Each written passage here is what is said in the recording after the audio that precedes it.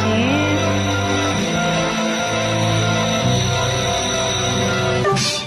မူရင်းတည်တဲ့ရှင်များအားလေးစားလျက်ပါရှင်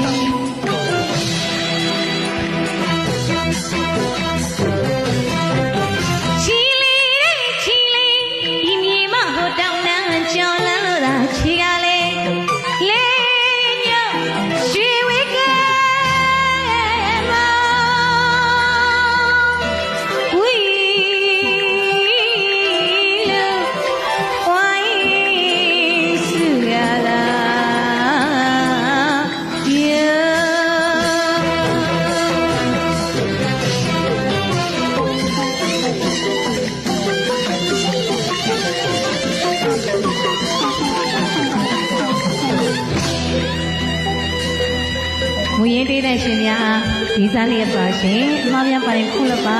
တောင်းစထားလို့အပီလေးပြန်ပေးလိုက်ပါပြီရှင်